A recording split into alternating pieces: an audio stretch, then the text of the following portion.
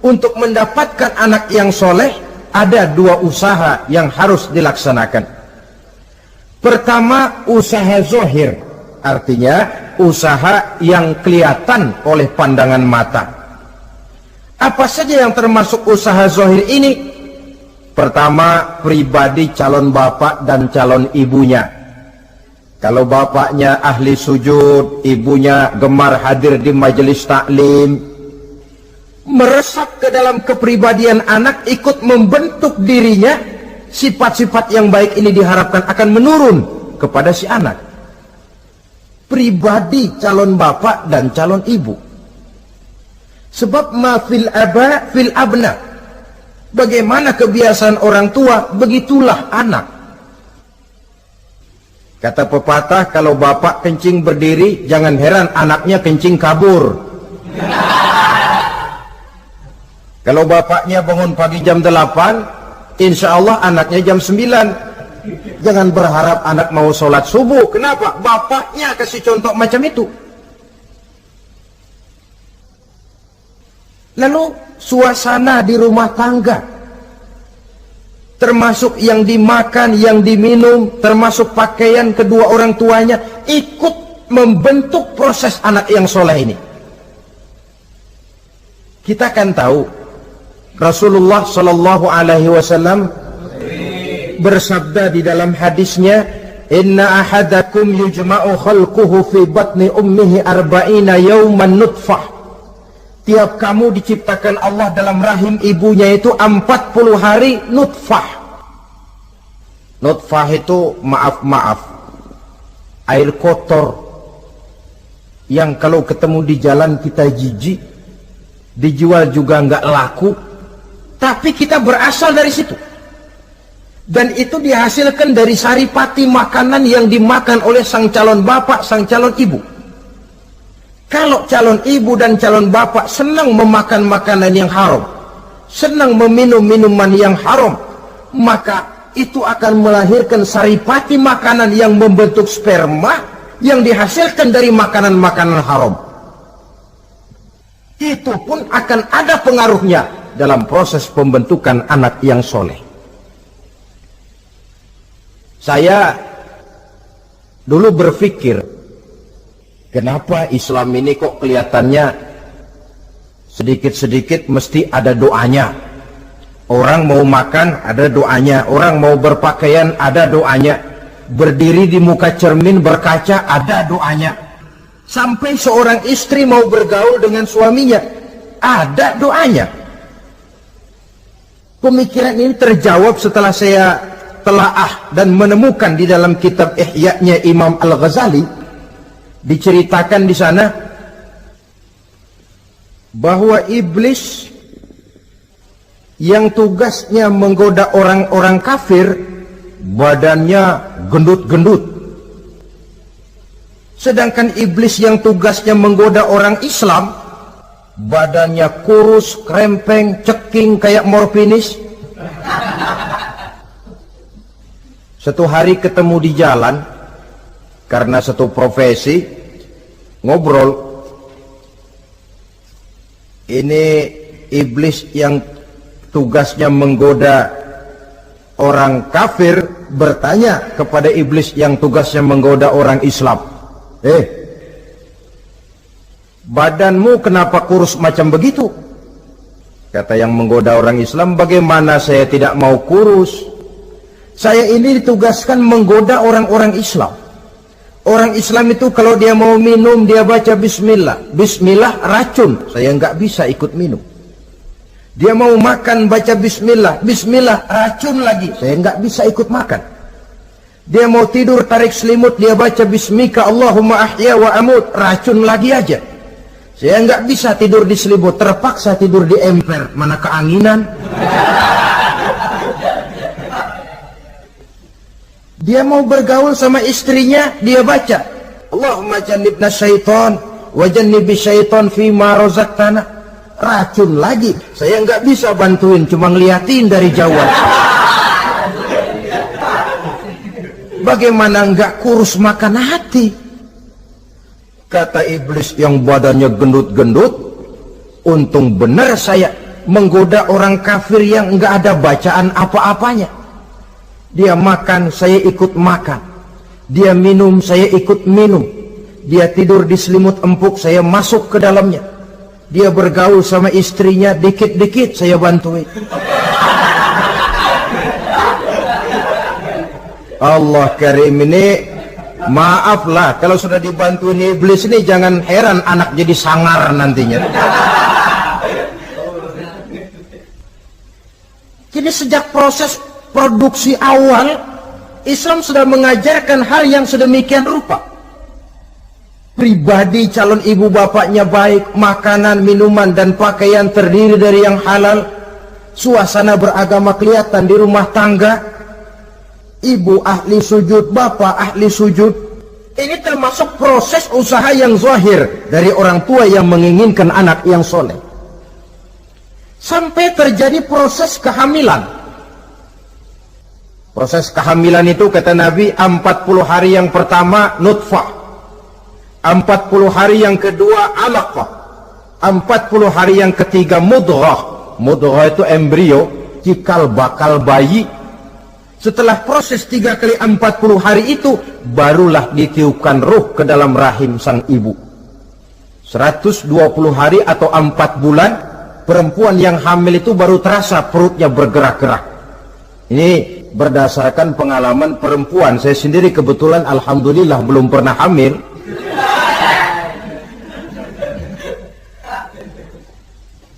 Saudara-saudara, sampai usia kehamilan itu 7 bulan, ada tradisi yang disebut 7 bulanan. Itu tradisi dilaksanakan baik, tidak pun tidak apa-apa. Tidak ada perintahnya memang, tapi juga tidak ada larangannya. Apalagi berkumpul orang membaca ayat-ayat Al-Quran, memohon doa dan sebagainya. Sebab pada kandungan 7 bulan ini, embrio sudah mengarah kepada bentuk positif dari wujud manusia. Di situ dibacakan surah Yusuf, surah Maryam, surah Tabarak, surah Waqiah, tafaul namanya, mengundang rasa optimis supaya membawa keberkahan kepada pribadi sang calon anak yang nanti akan lahir ini. Tapi jangan lupa orang tuanya mulai dengan soleh dulu. Jangan orang tuanya nggak mau sujud, nggak mau ibadah, istrinya hamil dibacain surah Yusuf supaya anaknya cakep kayak Nabi Yusuf. Begitu keluar anaknya kepalanya segi 4 kayak kaleng kerupuk. Apa surah Yusuf yang salah? Tentu saja orang tuanya yang tidak memulai kesolehan itu sendiri. Lalu usia kandungan 7 bulan ke atas, sang calon bapak mulai membantu-bantu istrinya. Kalau malam diusapi perut istrinya yang sedang hamil berat itu, sambil dibacakan surah Al-Insyirah, ya ngusap-ngusap sayang bukan ngusap gemes. Alam nasrah laka sadrak wa wada'na anka wizrak allazi anqadha dhahrak, supaya Allah memberikan keringanan kepada kehamilan istrinya. Sampai kepada proses kelahirannya. Begitu sang jabang bayi brol lahir ke alam ini, sudah dicegat lagi oleh ajaran agama, diazankan. Diriwayatkan oleh Abi Dawud, kana Rasulullah sallallahu alaihi wasallam azana al-Hasan wal Husain fi uzunaihi al-yumna wa aqama fi uzunaihi al-yusra. Adalah Rasul mengazankan cucunya Hasan dan Husain di telinga kanan, mengkomatkan di telinga kiri. Bayi muslim lahir ke dunia dicegat dengan suara azan. Apa sebab? Bayi yang baru lahir ke dunia ini ibarat kaset kosong. Kalau kaset kosong dipakai merekam, daya rekamnya kuat. Maka bayi yang baru lahir ini, sebelum sempat dia dengar cintaku sedalam lautan Atlantik, belum sempat dia dengar gelas-gelas kaca, belum sempat dia dengar tembok derita,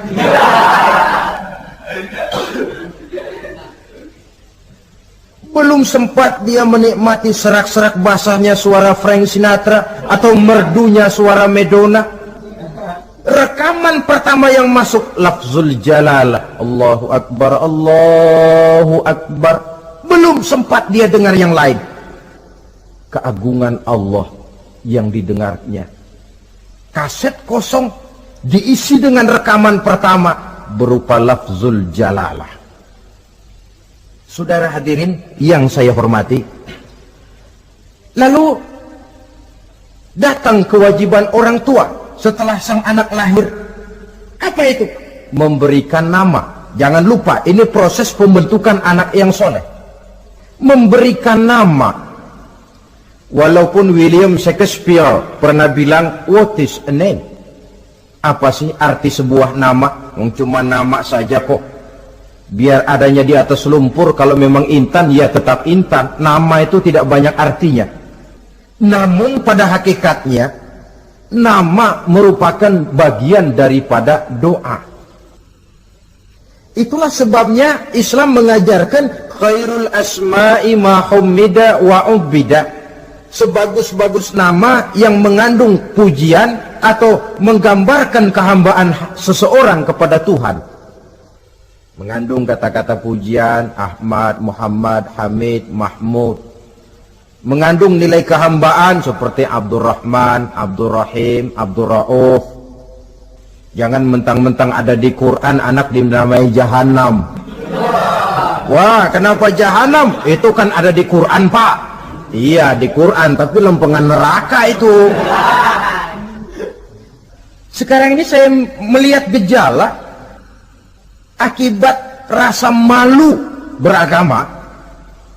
Kan zaman sekarang kadang ada tuh orang malu mengakui Islamnya. Bertemu teman, Assalamualaikum, malu, minder. Berangkat ngaji bawa Quran, malu, minder, rendah diri, malu mengakui Islamnya. Termasuk diberikan nama yang berbau-bau Islam ini. Malu katanya, kampungan. Bapaknya kasih nama bagus, Ibrahim. Lantaran pengen nyentrik, dia potong Bram. Ibrahim kampungan, Bram aja nih lah. Ah, itu kan cuma nama, Pak. Memang begitu mulanya. Nabi pernah memberikan isyarat, la tattabi'anna sunnana man kana qablakum shibran bi shibrin. Satu saat kau pasti akan mengikuti tingkah laku orang-orang sebelum kamu. Cuma cara kamu mengikuti sedikit-sedikit, sejengkal, sehasta, semeter. Begitu enak kamu ikut-ikutan, sampai yang kamu ikuti masuk ke lubang biawak, kamu pun akan masuk juga ke dalamnya. Mula-mula nama malu pakai nama Islam. Dari nama pindah ke pakaian. Dari pakaian pindah ke pergaulan. Kalau nama Ibrahim berteman dia dengan Ali, Hamid, Farid, Syauki.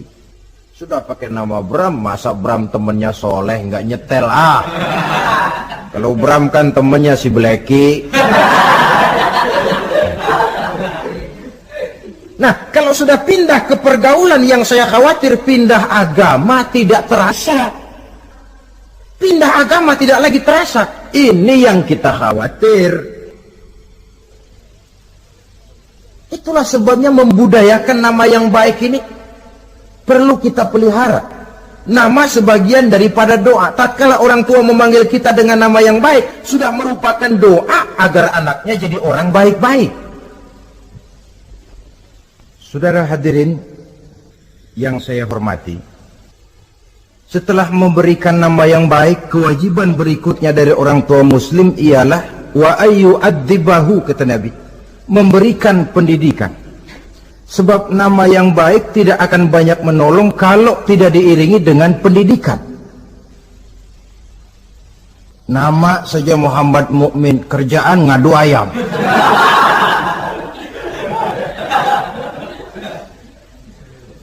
Nama yang baik tapi lantaran tidak diiringi dengan pendidikan, tidak akan banyak menolong. Nah, pendidikan ini dari mana dimulai? Dari rumah tangga. Al-bait madrasatul ula. Rumah tangga adalah sekolah yang pertama. Belum lagi anak kenal TK, ibtidaiyah, sanawiyah. Yang dia kenal adalah rumah tangganya. Gurunya adalah ibu bapaknya. Dan proses mendidik anak ini tentu merupakan proses yang panjang, memerlukan pengorbanan dari kedua orang tuanya. Namun prinsip lebih baik sekarang orang tua berkorban daripada menjadi korban. Kalau orang tua tidak mau berkorban untuk mendidik anaknya, percayalah pada suatu saat dia akan jadi korban dilawan oleh kebrutalan anaknya sendiri. Biarlah kita orang-orang tua ini peras keringat banting tulang, pergi pagi pulang sore, kaki jadi kepala, kepala pun jadi kaki, untuk satu cita-cita agar anak-anak kita kelak lebih baik daripada kita sekarang ini, mendidik. Karena kian hari kita dihadapkan dengan kenyataan peledakan penduduk, sulitnya lapangan kerja, persaingan hidup yang makin tajam, sulitnya ekonomi. Kalau anak kita tidak bekali dengan pendidikan, dia akan tersudut di pojok-pojok kehidupan untuk lebih banyak cuma jadi penonton daripada pemain di dalam kegiatan kehidupan ini.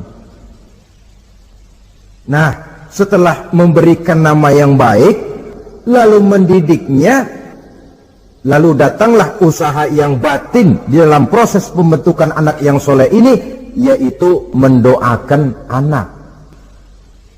Yang baik tentu doa dari orang tuanya sendiri. Sebab kata Nabi, doaul walid liwaladihi kadu'ain nabi li ummatihi. Doa orang tua kepada anaknya seperti doa Nabi kepada umatnya. Sebagaimana doa Nabi kepada umatnya tidak ditolak, begitulah doa orang tua kepada anaknya. Di keheningan malam, si orang tua ini sering bangun, tahajud, sujud dia di hadapan Allah dengan menitikkan air mata, memohon doa dengan doanya Nabi Allah Ibrahim, Rabbi habli minas salihin. Ya Allah, berikan kiranya saya anak yang soleh. Nabi Ibrahim tidak minta anak pintar, Nabi Ibrahim tidak minta anak yang tampan, Nabi Ibrahim tidak minta anak yang kaya dan punya kedudukan tinggi. Yang beliau minta, Rabbi habli minas salihin. Ya Allah, berikan saya anak yang soleh. Kelihatan ini ketika beliau punya anak bernama Ismail. Lalu turun perintah Allah, hai Ibrahim, potong leher anakmu Ismail. Nabi Ibrahim bermusyawarah, Ismail, saya Abah, Allah memerintahkan saya untuk menyembelih leher kamu. Menurut pendapatmu bagaimana, mimpiku ini laksanakan atau tidak? Apa jawab Nabi Ismail? Ini bukti doa anak soleh. Abah, kalau memang itu benar perintah Allah, laksanakan Abah. Ya abati fa'al ma tu'mar satajiduni insyaallah minas sabirin. Kalau memang itu perintah Allah, Abah, laksanakan, potong leher saya. Anak soleh. Kalau cuma anak pinter tapi nggak soleh, mungkin jawabannya nggak begitu. Nak, bapak disuruh Allah menyembelih leher kamu. Bagaimana nak, laksanakan jangan. Mungkin dia akan jawab, kenapa saya bapak aja potong yang udah tuaan.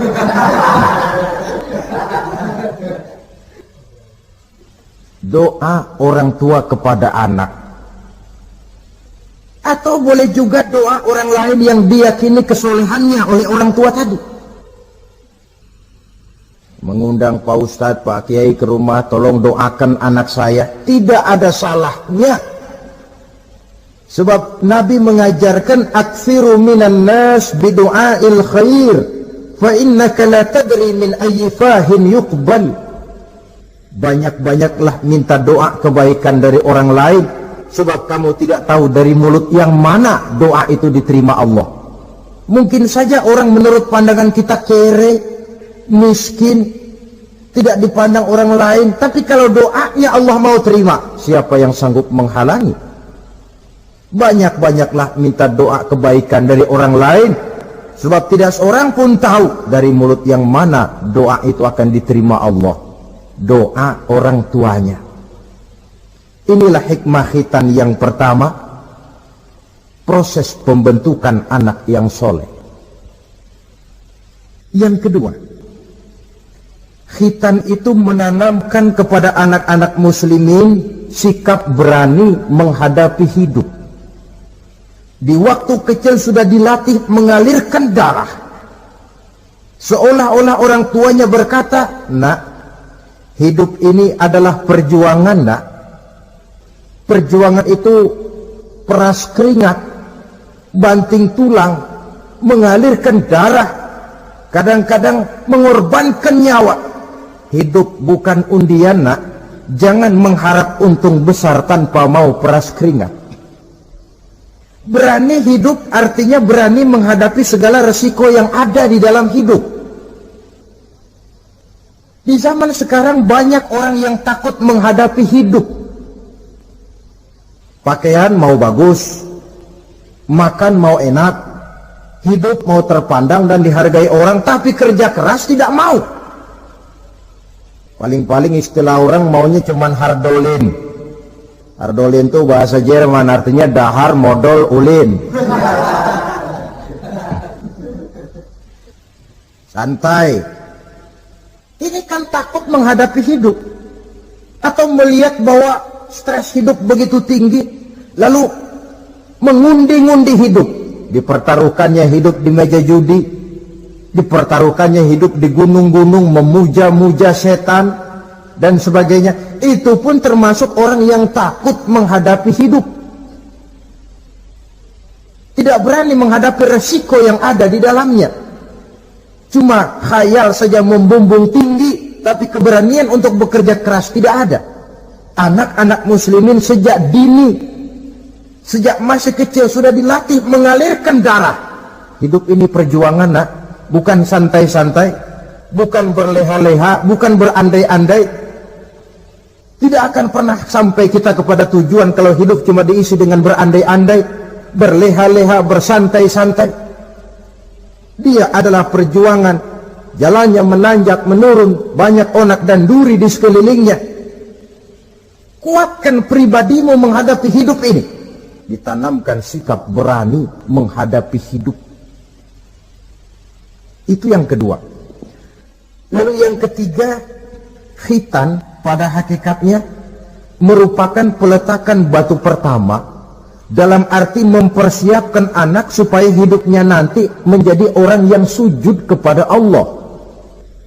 Secara tidak langsung orang tuanya seolah-olah berkata, "Nak, kamu dikhitan sekarang supaya nanti kamu bisa istinja, nak. Kalau kamu sudah bisa istinja, kamu bisa berwudu. Kalau wudu musah, kamu bisa sholat." Peletakan batu pertamanya lewat khitan.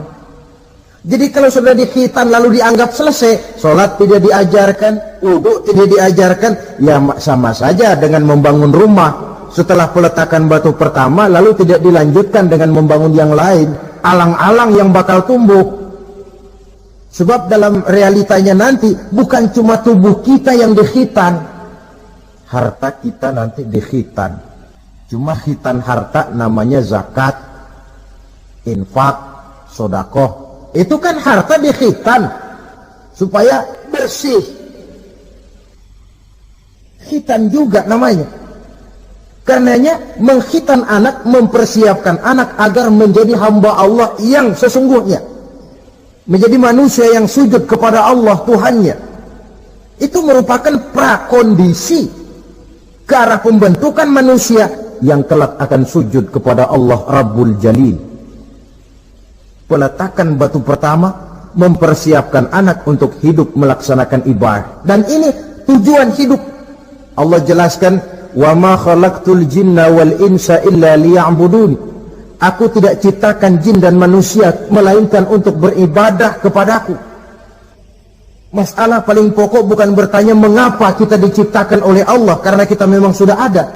Masalah paling pokoknya ialah untuk apa kita diciptakan oleh Allah.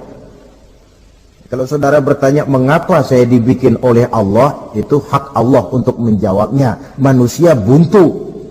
Sebab itu pertanyaan kita bukan mengapa kita diciptakan Allah, tetapi untuk apa kita diciptakan Allah. Yang bisa jawab tentu yang bikin manusia.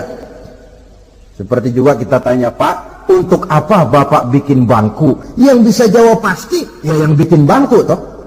Sebagai pembikin, dia tentu lebih tahu untuk apa bangku itu dibikin. Untuk apa manusia diciptakan Allah? Jawabannya datang dari Allah. Wa ma khalaqtul jinna wal insa illa liya'budun. Aku tidak menciptakan jin dan manusia kecuali untuk melaksanakan ibadah kepadaku. Ini rupanya tujuan penciptaan manusia, agar kita menjadi orang-orang yang hidup melaksanakan ibadah dalam pengertian yang seluas-luasnya. Sejak ibadah pribadi yang langsung antara kita dengan Allah, seperti sholat, puasa, zakat, haji, sampai kepada ibadah yang tersalur melalui kehidupan bermasyarakat. Umpamanya membangun, memelihara kesehatan, menjaga keamanan di kampung, yang kalau kita niatkan untuk mencapai ridho Allah, insya Allah itu akan bernilai ibadah. Tujuan penciptaan manusia ternyata tidak lain untuk melaksanakan ibadah. Prestasinya di hadapan Allah bergantung kepada sampai sejauh mana nilai ibadah itu dilaksanakannya. Ini yang ketiga. Yang keempat, hikmah daripada khitan itu dari sisi orang tua menempatkan perintah Allah di atas perasaan dan kepentingan pribadi. Ada enggak orang tua yang enggak sayang sama anaknya? Semua orang tua sayang kepada anaknya. Jangan anak sampai dipotong mengalirkan darah. Anak main saja, main layang-layang, jatuh, pulang kakinya berlumur darah, sudah ribut orang tuanya. Kenapa nak? Kenapa sayang? Kenapa raja? Aduh, raja lah kita. Tapi ini perintah Allah. Perasaan pribadi, kepentingan pribadi kalah oleh perintah Allah. Ini mestinya watak seorang muslim. Kalau sudah begitu perintah Allah, begitulah kita laksanakan. Soal keberatan pribadi, perasaan pribadi, kepentingan pribadi, nomor belakang.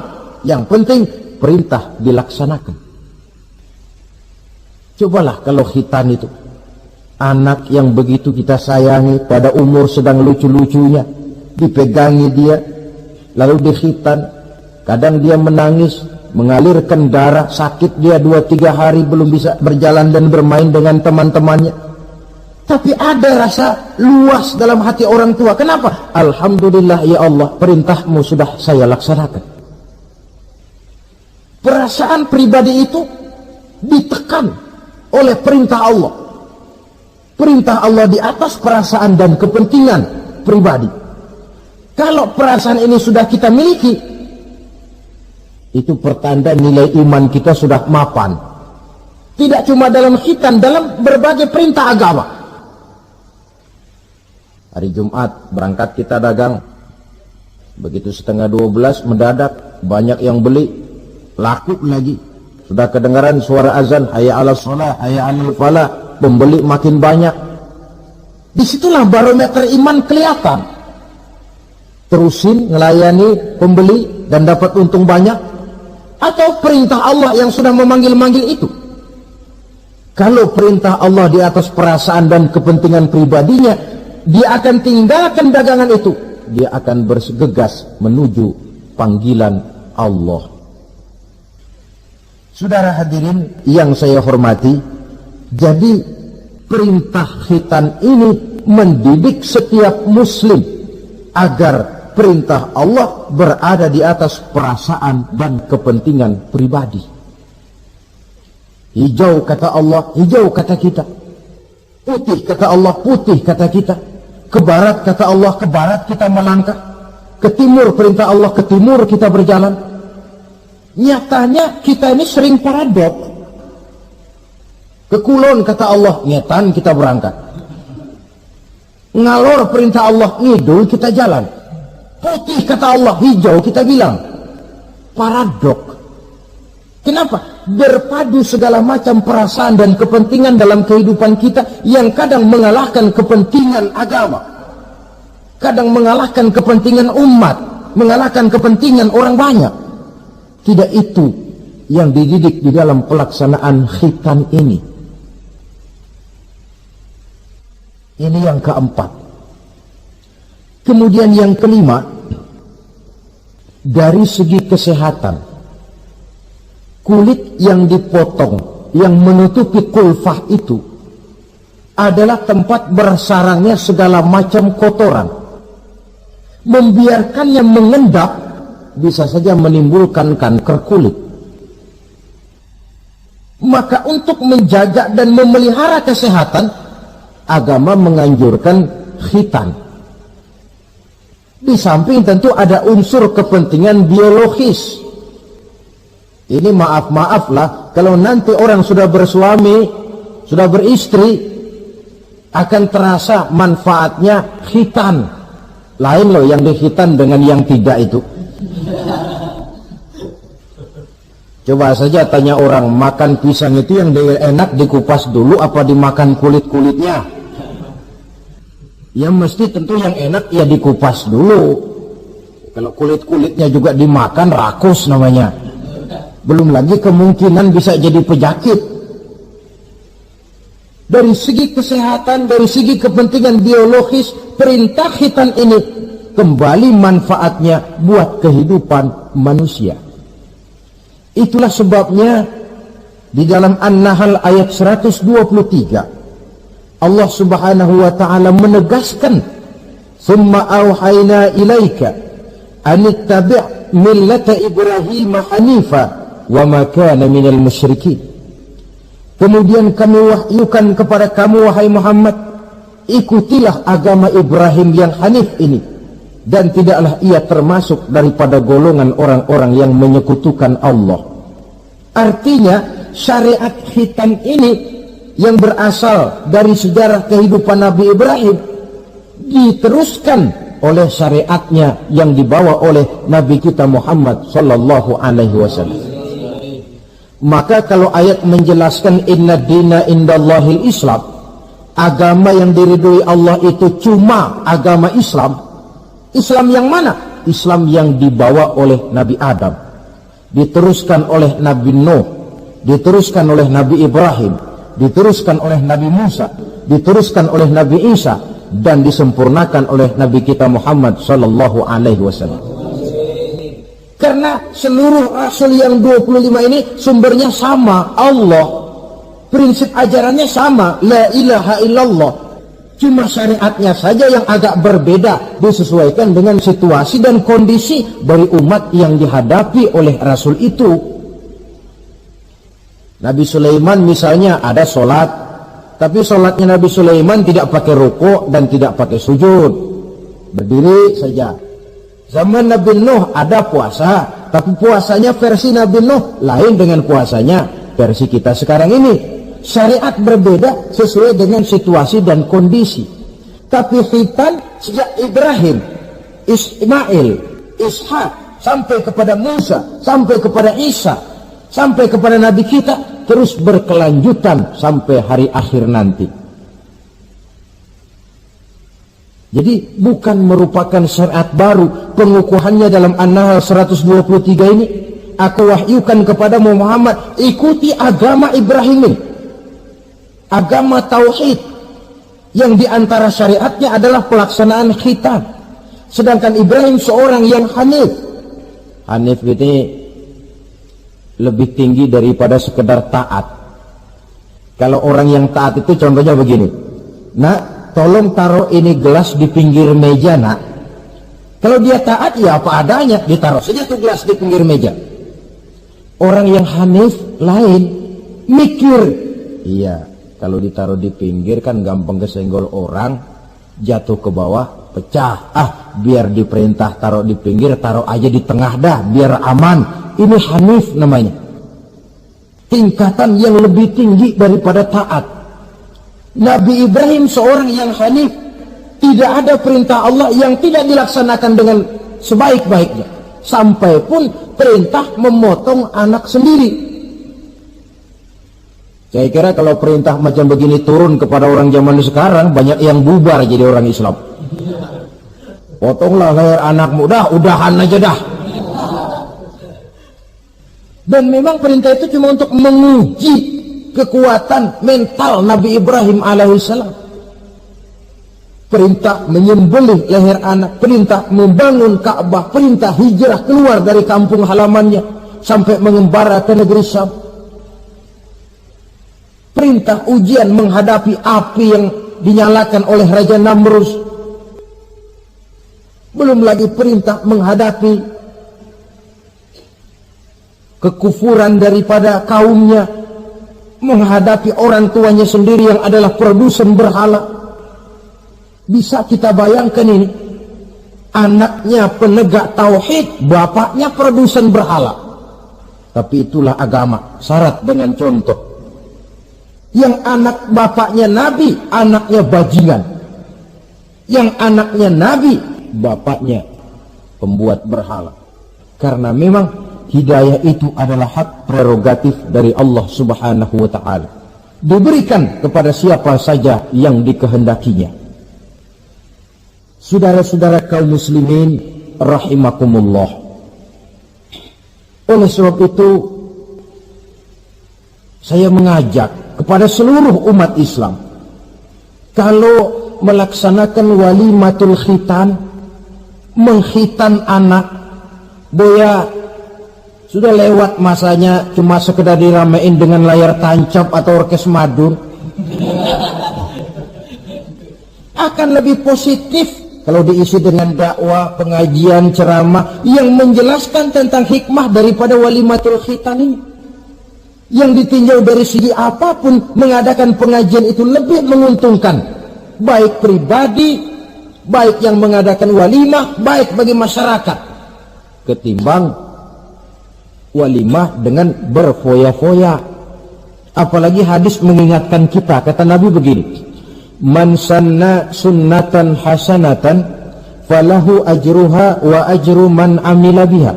Siapa yang memulai satu kebajikan, dia akan mendapat pahala dan pahala dari orang-orang yang mengikuti kebajikan itu. Saudara nyunatin anak, mengadakan pengajian, undang kiai, banyak orang yang hadir, saudara akan dapat pahala dan juga dapat pahala dari seluruh orang yang hadir. 1000 orang yang hadir, 1000 saudara dapat pahala. Sebaliknya kata Nabi, wa man sanna sunnatan sayyi'atan falahu ismuha wa ismu man amila biha. Siapa yang memulai satu kejahatan, dia akan mendapat dosa dan dosa dari seluruh kejahatan yang terjadi pada malam itu. Jadi kalau saudara nyunatin anak, pesta, mengundang apa film, apa orkes, maka seluruh maksiat yang terjadi pada malam itu di tempat itu, saudara ikut dapat dosanya. Kenapa? Sponsornya saudara. Ya, tapi kan saya nggak suruh mereka maksiat, Pak. Betul, tapi bisanya mereka maksiat kan karena sarana disediakan. Sponsornya itu. Jadi sponsor kebajikan mendapat pahala, sebagaimana sponsor kejahatan pun akan mendapat pahala dari nilai kejahatan yang ditimbulkannya. Belum lagi segi keberkahannya, belum lagi banyaknya orang-orang yang berdoa, 1, 2, 3, 40 orang berkumpul mendoakan anak kita. Masuk dalam hadis, doaul arba'in ka doail wali. Doa 40 orang yang berkumpul sudah sama dengan doanya seorang wali. Jangan, inilah yang sering saya istilahkan, kita ini kadang-kadang kontradiksi.